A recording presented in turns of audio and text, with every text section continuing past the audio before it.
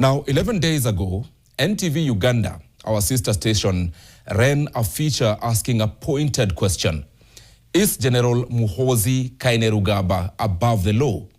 Tonight, he appears to have answered. Uganda's Chief of Defense Forces and son of President Yoweri Museveni has ordered the indefinite shutdown of the Nation Media Group's entire Uganda operation. NTV Uganda, Spark TV, The Daily Monitor, KFM, Dembe FM, all dark tonight. Their premises under military siege, their managing director being hunted. The East African region's press bodies say this is one of the gravest assaults on media freedom in the region's recent history. Meanwhile, Nation Media Group Uganda has this evening released a statement.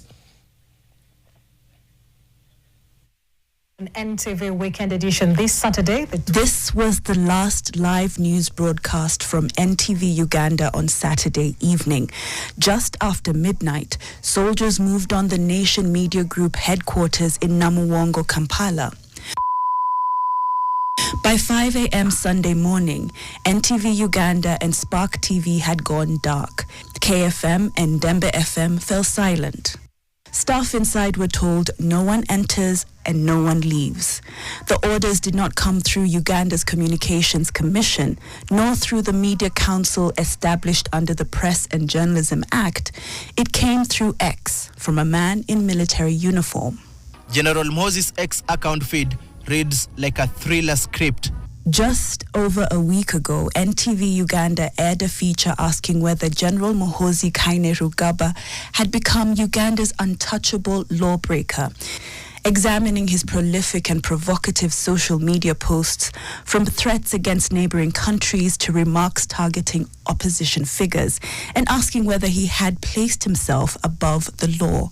In a sequence of posts through the night and into Sunday, General Muhoozi announced, escalated, and celebrated the shutdown. At 1:02 Sunday morning, he said NTV and Monitor are being shut down from today. Minutes later, he says both NTV and Monitor will not reopen without my permission.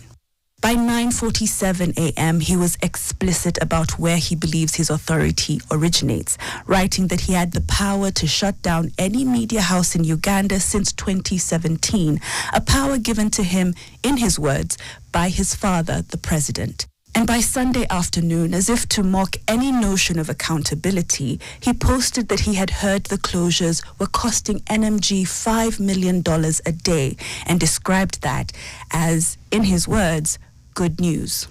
But what does the law actually say?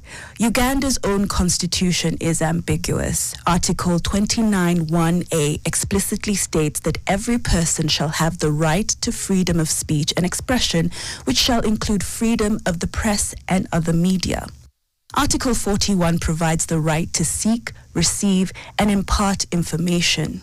And Articles 44 and 45 protect media freedom and prohibit any derogation from those protected rights.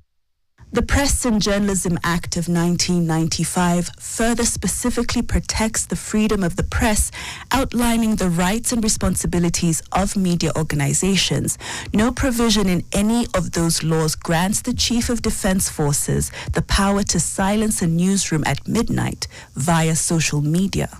Can Museveni be hosted on NTV? There is no hostile media house in Uganda kakati towards NRM and the President Museveni like NTV. But more disturbing is General Muhoozi's targeting of NMG Uganda's managing director Susan Nasibirwa, writing that he was looking for her, that she would be disciplined, and instructed all police patrols to arrest her on sight. The language used to describe a woman media executive as a small girl who cannot cause chaos was as revealing of his disposition as the shutdown itself. Uganda's government spokesperson, Alan Kasuja, appeared to have intervened. Muhoozi posted that his brother Kasuja had asked him to leave Sue to him and that police patrols were now on standby. It was the only moment that suggested any internal checks on the general's authority. The region's press bodies have not minced their words. The Eastern Africa Editors Society called the shutdown a grave assault on press freedom and the public's fundamental right to receive information, urging the African Union, the East African Community, and the African Commission to press for the immediate restoration of press freedom. The East African Press Councils, in a separate statement, reminded governments that the answer to grievances with the media is not troops, it is the compliant mechanisms the law already provides.